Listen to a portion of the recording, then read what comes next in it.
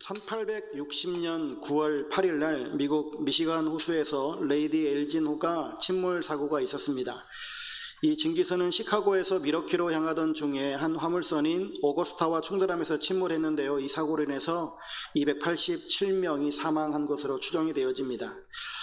그때 시카고 근교의 명문대학이었던 노스웨스턴 대학교 신학생이었던 에드워드 스펜서라고 하는 사람이 이 사고 지점과 한 800m 정도 떨어져 있었는데, 이 침몰 현장을 보고 헤엄쳐서 거기에 있는 사람들을 많이 구했습니다. 16차례나 헤엄쳐 왔다 갔다 하면서 17명의 생명을 구했다라고 해요. 근데 결국 너무나 탈진한 나머지 쓰러지게 되어졌고요. 그리고 제대로 회복하지 못하면서 그때부터 평생 휠체어에 의지하면서 살아가게 되어졌다라고 합니다. 이 일이 있은 후에 연일 매스컴에서는 자신의 목숨을 아끼지 않고 사람들을 구한 영웅적인 행동들을 대서특필했다라고 합니다. 그로부터 몇십 년이 지난 후에 R.A. 토레이라고 하는 목사님이 계시는데, 제가 여러 번 인용했었던 목사님이기도 합니다. 이 목사님이 LA에서 집회를 하게 되어졌는데 말씀을 전하던 중에 이 사건을 예화로 들었습니다. 미시간 호수의 침몰 사건을 얘기하면서 그때 여러 사람을 구했던 젊은 에드워드 스펜서의 용기와 희생정신을 크게 칭찬했는데, 그런데 그 집회에 이 노년이 되어전 이 스펜서가 참석하여서 설교를 듣고 있었다라고 합니다. 토레이 목사님이 설교가 끝난 후에 스펜서가 이 집회에 참여했다라고 하는 소식을 듣고 그분을 찾고 그분에게 질문을 했다라고 해요. 그 당시 정말 대단한 일을 하셨는데 목숨을 구해준 17명 가운데 몇 명이 감사 표시를 했습니까? 이렇게 물으니까 아마도 내심 다 하지 않았을까 하는 마음이었겠죠. 그런데 스펜서는 가볍게 웃으면서 대답했다고 합니다. 예, 한 명이요. 그것도 어린 소녀였습니다. 그 소녀는 지금까지도 크리스마스 때면 어김없이 제게 감사 카드와 선물을 보내오고 있습니다. 라고 이야기했다고 합니다. 자기 목숨을 구해준 사람에게 감사하다라고 인사하는 것 참 당연한 일 아니겠습니까? 그런데 슬프게도 현실은 그렇지 못했다라고 하는 것이죠. 물론 처음에는 경황이 없을 수 있죠. 그리고 사람 구해놓고 또 바다로 뛰어들었으니까 스펜서를 만나지 못했을 수도 있겠죠. 그런데 사실 만나려고 하면 얼마든지 만날 수 있고, 그가 다시금 돌아왔을 때 감사하다고 할 수도 있고, 그럴 방법들은 얼마든지 있었을 텐데요. 그런데 그러지 못했다라고 하는 거죠. 여러분, 혹시 내가 누군가에게 신세를 졌는데 감사하다라고 하는 그런 인사를 못한 그런 경우는 없으십니까? 또 반대로요, 내가 뭔가를 해줬는데 감사하다라는 말 한마디 없는 사람이 혹 주변에 계시진 않으신가요? 그런데 생각해보면 사실 화낼 일도 아니다라고 하는 생각이 들어집니다. 인간이니까요. 네, 우리가 아무리 은혜를 베풀어도 그걸 감사하게 여기는 사람이 있는가 하면 때로는 그걸 당연히 여기는 사람들도 있기 마련 아니겠습니까? 그냥 솔직히 말하면 그냥 인간이니까 그러다, 이런 인간도 있고 저런 인간도 있다, 그냥 그렇게 생각하는 게 편하지 않을까 싶습니다. 친절하게 대해서도 나에게 친절로 돌아오지 않을 때 인간이니까 그럴 수 있지 라고 하는 그냥 그런 생각을 갖는 게 오히려 나의 정신건강에 좋지 않나 하는 생각도 들어집니다. 이번 산불 현장들을 이렇게 보면서 참 우리나라가 좀 빨리 시급하게 바꿔야 될 부분들이 많이 보여지잖아요. 특히나 그 소방관 처우, 여러분들도 매스컴을 통해서 보셨겠지만 그렇게 힘들게 진화 작업을 하고 있는 그 소방관들에게 주는 도시락 보셨습니까? 미역국 말아준 거 하나, 한 공기, 그리고 또 한 공기에다가는 콩자반하고 김치 조가리 준 거, 그거 먹고서도 불 끄러 가라는 거 아니겠어요? 또 다른 어떤 도시락도 나왔었는데 그거는 그나마 좀 낫더라고요. 밥, 국, 그리고 반찬 5개. 그거는 이거에 비하면 완전 진수성찬이었죠. 근데 그거 먹고 어떻게 불 끕니까? 그런데 그게 현실이에요. 현재 우리나라의 수준이라고 하는 거죠. 정말 애쓰는 사람들이 많은데 참 그런 사람들에 대한 처우가 이러하다라고 하는 것. 그리고 거기 소방공무원뿐만 아니라 산림청에 소속되어 있는 진화대원들도 있더라고요. 근데 그 사람들은 더 열악하더라라고 하는 것이었죠. 네, 오늘 본문은 예수님께서 10명의 나병 환자를 고치신 이야기입니다. 오늘날의 나병을 한센병이라고 부르죠. 이 병은 아주 무서운 병인데, 이 병은 피부 및 점막, 안구에 발진과 각종 염증을 일으키고요, 피딱지와 출혈 징후를 보이면서 해당 부위에 감각을 잃게 하거나 혹은 너무나도 감각이 살아나는 그런 병이라고 합니다. 산채로 부패하는 병이라고 하고요, 몸이 썩고 문드러지고 상처나고 부러지고 감각이 없어져가는 이런 병이라고 해요. 성경의 계명에 따르면 나병 환자는 부정한 병이기 때문에 혼자 살되 진 밖으로 나가서 살게끔 합니다. 그런데 이제 너무나 심각한 병이고 사실 이 사람들을 도와줄 사람들도 없고, 그리고 혼자 살아야 되는데 전염이 되니까, 그런데 혼자 살기에는 너무나 이 병이 치명적이기 때문에 이 나병 환자들은 서로 뭉쳐가지고요, 자기들끼리 이렇게 뭉쳐서 서로를 도와주는 그러한 삶을 살아간다라고 해요. 근데 이 나병 환자가 이제 발생하게 되어지면 성경에서는 건강한 사람들이 앞에 있을 때 나병 환자들은 자기 스스로 나는 부정한 사람이다라고 하는 것을 소리내게끔 돼 있어요. 왜냐하면 가까이 오면 안 된다, 내가 부정하니까 가까이 오지 마십시오라고 하는 것을 표현하기 위해서 나는 부정하다 이렇게 소리를 지르게 돼 있고요. 그리고 만약에 바람이 나병 환자에서 건강한 사람 쪽으로 바람이 불고 있다라고 한다면 최소 50m 이상 떨어져 있을 때부터 큰 소리로 부르짖어야만 합니다. 왜냐하면 병균이 날아갈 수 있기 때문에 그런 조치를 취해놨거든요. 그래서 오늘 본문에도 보면은 13절에 소리를 높여 이르되 예수 선생님이 우리를 불쌍히 여기소서라고 부르짖고 있습니다. 오늘은 이 말씀을 통해서 믿음 회복의 시작이라고 하는 주제와 함께 은혜를 나누고자 합니다. 우리에게 필요한 믿음은 무엇일까? 회복해야 되는 것은 무엇인가? 라고 하는 것인데요, 세 가지의 내용을 함께 나누려고 합니다. 첫 번째는 나병 환자 10명은 주님께 부르짖었다라고 하는 것이죠. 간구하는 믿음이 있었다라고 하는 겁니다.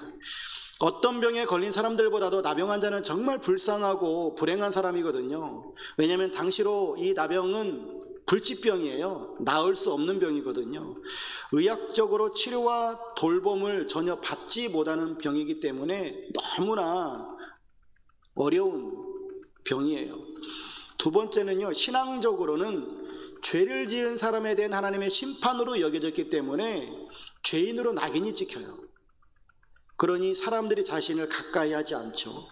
세 번째로는 아까도 설명드렸다시피 나병은 성 안에 같이 살 수 없어요. 성 밖에 나가서 살아야 되거든요.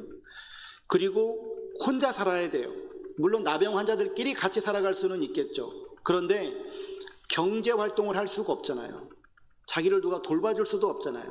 그러니까 언제나 궁핍할 수밖에 없어요. 가난해서 굶주릴 수밖에 없고요, 소위 죽지 못해 사는 병이 이 나병입니다.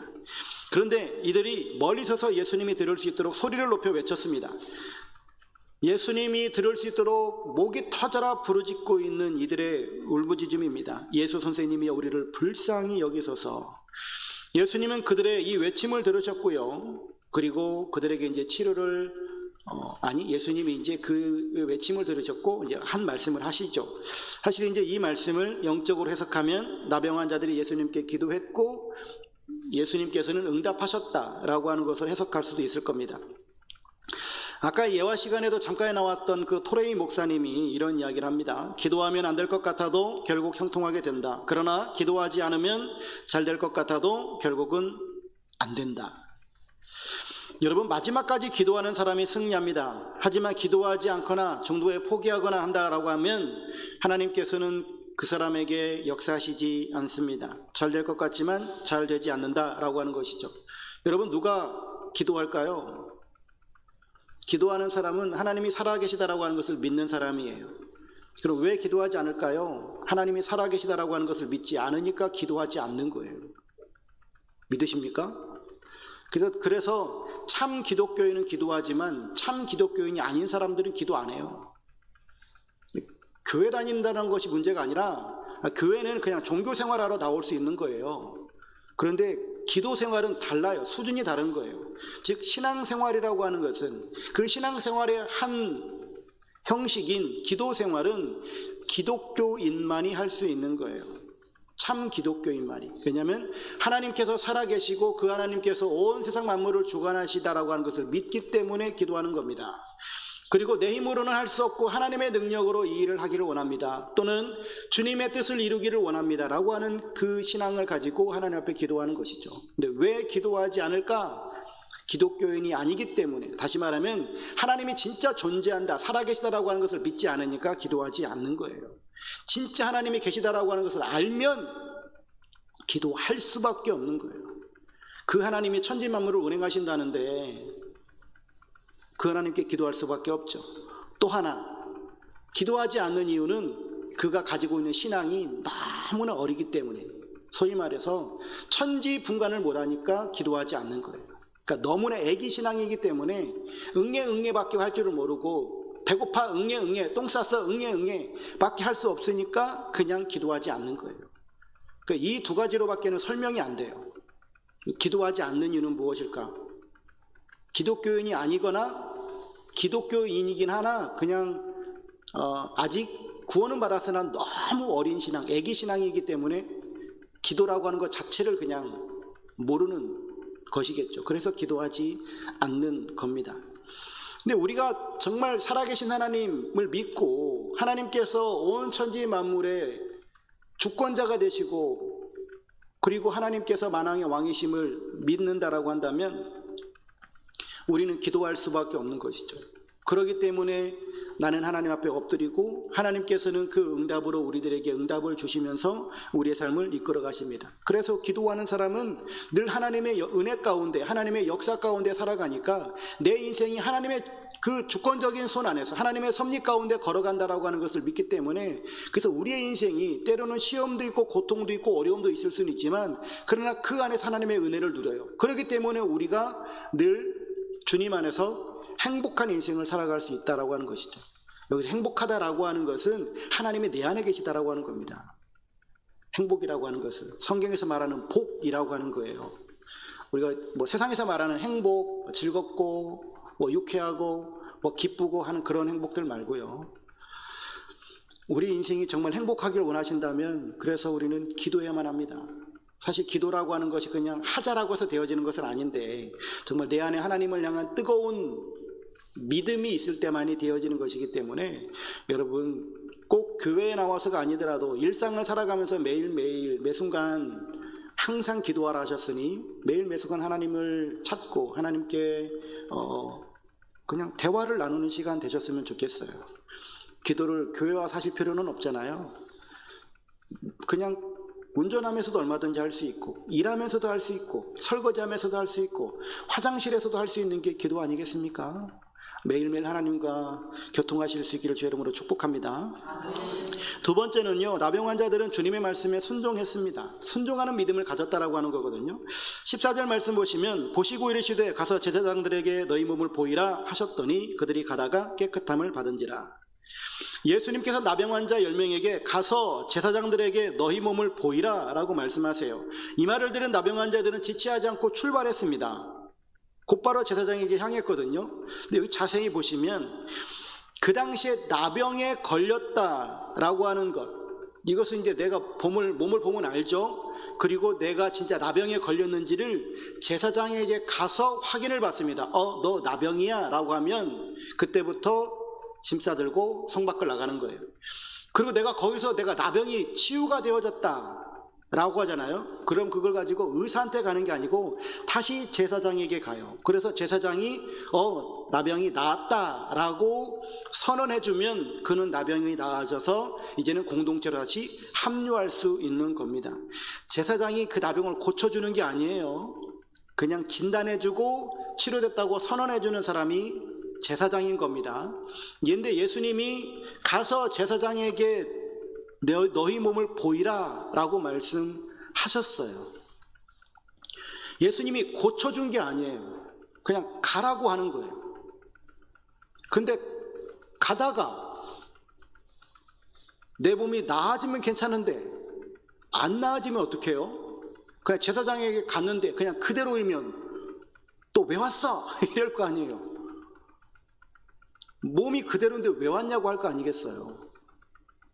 그럼 이 나병 환자들이 생각할 때, 아니 어떤 사람들 예수님 나병 환자 걸릴 때 예수님 만지면서까지 고쳐주셨다며요. 어떤 사람은 내가 원하는 깨끗함을 받으라, 어떤 사람은 그랬다며요. 근데 왜 우리한테는 그런 치유의 역사를 안 하시고 왜 그냥 가라고만 하느냐라고 하는 거예요. 여러분, 이 그냥 너희 몸을 제사장에게 가서 보이라 라고 하는 이 이야기를 들은 이 10명의 나병 환자들 입장에서는 가야 될까요? 말아야 될까요? 아니, 고쳐주고 가라고 해서 진단을 이제 치유 선언으로 바꾸어야 되는데 그냥 그런 것은 없고 그냥 가라고만 하니까 이거 얼마나 생뚱맞은 이야기냐고요. 그들이 고침받고 출발한 게 아니다라고 하는 사실을 유념하셔야 됩니다. 그냥 예수님이 말씀하시니까 그냥 순종한 거예요.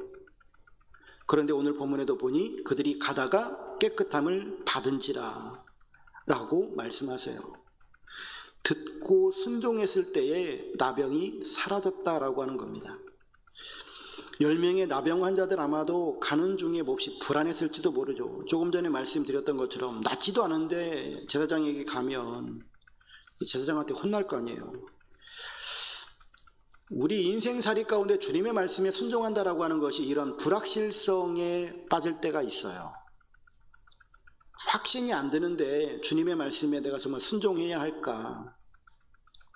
그런데 순종함으로 치유의 기적이 일어나는 현장을 보게 되어집니다. 우리가 신앙생활 하다가 보면 어떤 믿음이 이르기 전에 의심이 있고 불안과 갈등이 있기 마련이에요. 그러니까 우리가 주님의 말씀에 아멘 하면서 걸어가기는 가는데 이게 뭐 가는 과정 가운데 어떤 믿음의 역사들이 나타나면 좋은데 그러지 않을 때 얼마나 두렵고 그리고 불안하냐고요. 저 개척 처음 시작했을 때 제가 지금 이러한 교회를 꿈꿨겠습니까? 그냥 꿈이야 꿀 수 있었겠죠. 그런데 그것이 현실이 될까? 여러분, 저희가 비전을 저렇게 선포해놓고 기도하며 나아가고 있습니다. 저 비전이 정말 이루어질까? 한편에서는 불안함이 있죠. 그리고 한편에서는 될까라고 하는 생각도 들어지죠. 그런데요, 우리는 미래라고 하는 시간표를 알 수 없거든요. 우리가 할 수 있는 것은 지금 여기서 순종하는 겁니다. 우리가 금요일 저녁에도 말씀을 나눴던 건데요, 예수님께서 말씀을 전하시는데 제자들이 그 말씀을 들으면서 이거 도대체 어떻게 그런 말씀에 순종하지? 라고 하면서 주님, 우리에게 믿음을 더해 주십시오 라고 그렇게 이야기합니다. 예, 나에게 주님께서 믿음을 더 주시면, 큰 믿음이 생겨나면 내가 그 말씀에 순종할 수 있을 것 같습니다 라고 하는 얘기겠죠. 그런데 주님께서 겨자씨 하나 만한 믿음이 있으면 그대로 된다라고 말씀하세요. 이 말은 즉슨 생명력 있는 믿음에 관련된 것이 아니라 내가 설령 정말 겨자씨만한 눈에 보이지도 않는 아주 작은 믿음만 있다 할지라도 내가 순종하기 시작하면, 다시 말하면 큰 믿음이 필요한 것이 아니라 아주 작은 믿음이라 할지라도 지금 여기서부터 순종하기 시작하면 하나님은 역사하신다라고 하는 거예요. 여러분, 큰 믿음 달라고 기도할 것이 아니라 순종을 시작하셔야 된다라고 하는 겁니다. 그러할 때 하나님의 역사는 일어난다라고 하는 거예요. 우리는 예수님을 믿습니다. 예수님의 말씀도 믿습니다. 주님께서 하신 말씀이 너희가 내 안에 거하고 내 말이 너희 안에 거하면 무엇이든지 원하는 대로 구하라. 그리하면 이루리라 라고 말씀하십니다. 말씀을 믿고 순종하면 주님께서 우리 가운데 역사하실 줄로 믿습니다. 이렇게 주님께 부르짖어 기도하고 또한 주님의 말씀에 순종함을 통해서 놀라운 믿음의 역사가, 소위 기적이 일어났습니다. 그런데 이 말씀의 초점은 이런 기도했더니 또한 말씀에 순종했더니 이런 기적이 일어났습니다 에 초점이 있는 것이 아니라 그 다음에 있어요. 치유가 일어난 다음에 어떻게 반응했는가. 세 번째, 나병 환자 10명 중 1명이 주님께 감사했습니다. 감사하는 믿음이 있었다라고 하는 거예요.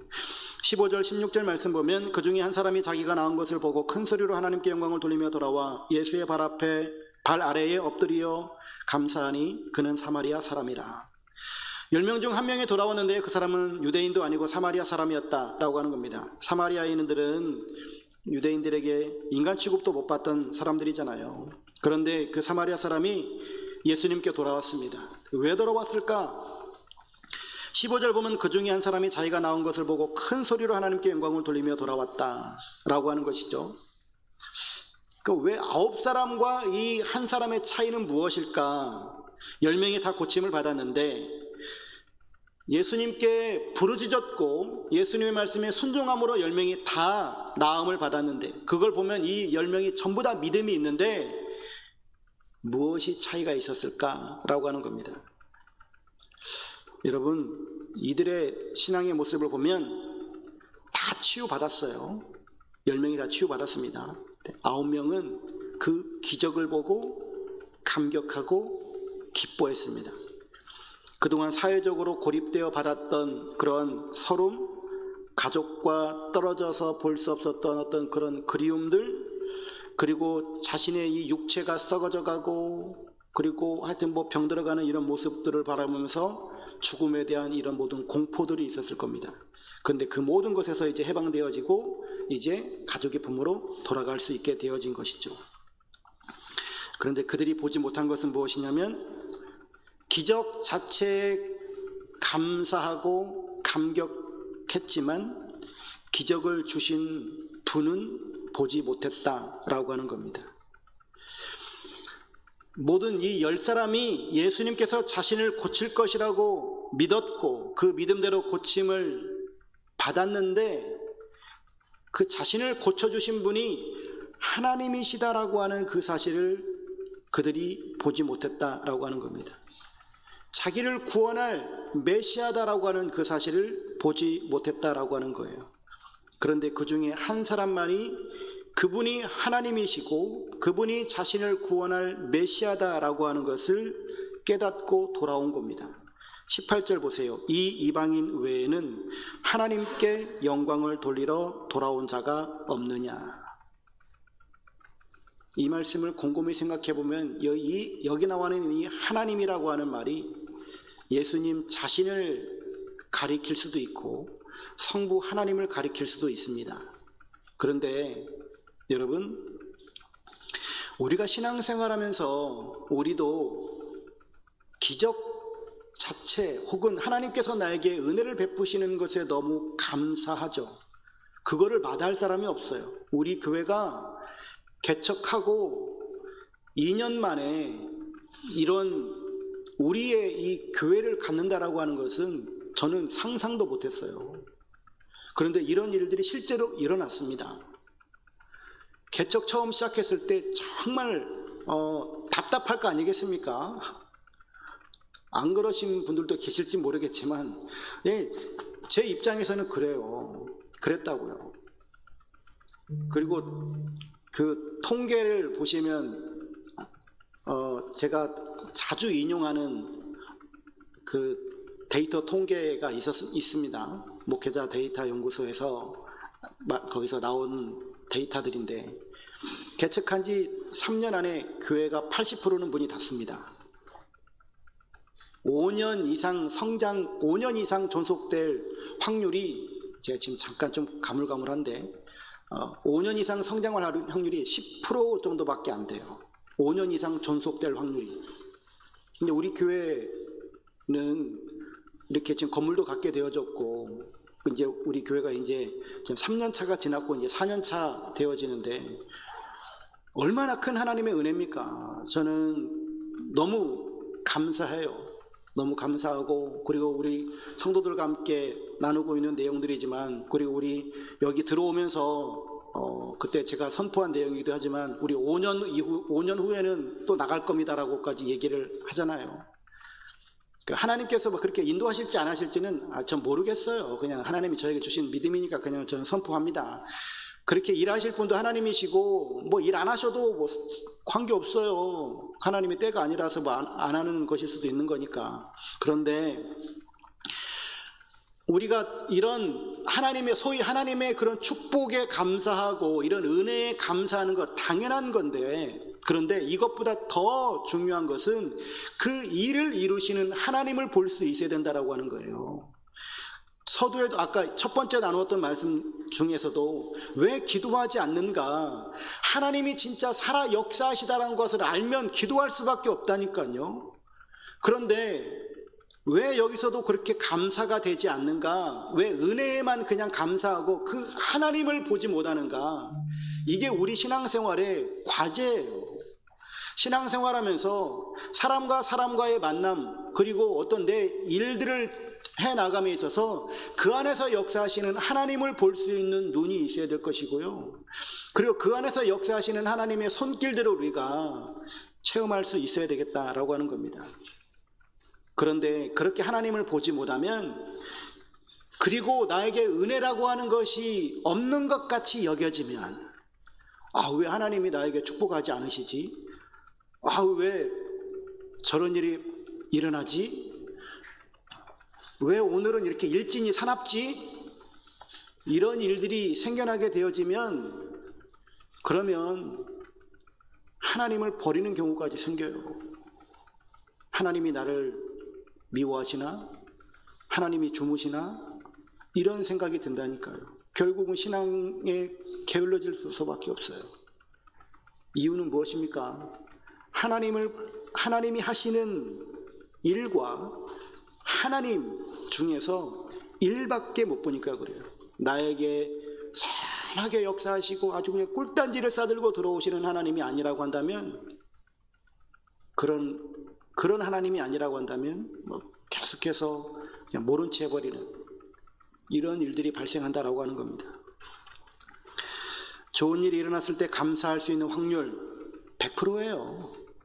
나에게 좋은 일이 일어났을 때 주님 감사합니다. 100% 그렇게 할 겁니다. 그렇게 안 할 사람 없을 거예요. 다 하나님께 감사할 겁니다. 그런데 중요한 것은 그 좋은 일을 해주신 하나님께 진실로 나와서 감사할 수 있는 사람은 오늘 본문에 보니까 한 명이더라고요. 그래서 우리는 이 두 가지 질문을 꼭 좀 했으면 좋겠습니다. 나는 지금 무엇을 보고 있는가? 여러분, 하나님을 보고 계십니까? 아니면 하나님의 은혜에만 관심을 가지십니까? 두 번째, 나는 어떻게 행동하고 있는가? 어떻게 반응하고 있는가? 그 하나님께 정말로 감사하고 있는가? 아니면 그냥 기뻐하면서 그냥 일상으로 돌아가 버릴 것인가? 지금 우리가 왜 이렇게 예배를 드립니까? 나를 구원해 주신 그 하나님께 너무 감사해서 예배를 드려야 되는 것이지, 그냥 성도의 의무니까 예배를 드리시렵니까? 그건 아니잖아요. 정말 나를 구원해 주신 그 하나님께 내 생명이라도 다 드려야 되지만, 내가 할 수 있는 최선의 것을 하나님 앞에 드리길 원합니다 하면 우리의 시간을 드리고 몸을 드리고 마음을 드리고 또 물질을 드려야 되지 않겠습니까? 왜 우리가 성경을 읽고 기도해야만 할까요? 하나님의 뜻대로 살고 싶은데 하나님의 뜻이 이 성경에 기록되어 있으니 우리가 성경을 읽는 거고요, 하나님의 뜻대로 행하고 싶은데 내가 하나님의 뜻을 행할 능력이 없으니까 기도하는 것 아니겠습니까? 그렇게 살아갈 때에 우리의 신앙이 정말 하나님 앞에 올바른 신앙생활이 되어질 줄로 믿습니다. 여러분, 핑계 없는 무덤이 없듯이요, 감사하지 않는 그 9사람도 다 나름의 이유가 있을 거예요. 이 9명 무엇이 우선이었을까요? 빨리 제사장에게 보여가지고 그리고 가족에게 돌아가는 것이겠죠. 예수님께 돌아오는 게 우선이 아니었다라고 하는 겁니다. 모든 사람들이 신앙생활할 때 내가 우선순위로 삼는 것들이 있어요. 여러분들은 무엇을 우선순위로 삼으시겠습니까? 믿음의 자녀가 된, 즉 하나님의 자녀가 된 우리들은 어떻게 행동해야 될까? 사도 바울은 범사에 감사하라, 이것이 그리스도 예수 안에서 너희를 향하신 하나님의 뜻이라고 말씀하고 있는데, 정말 우리가 늘 하나님을 향한 감사가 넘치는 복된 삶을 살아가실 수 있기를 주의 이름으로 축원합니다.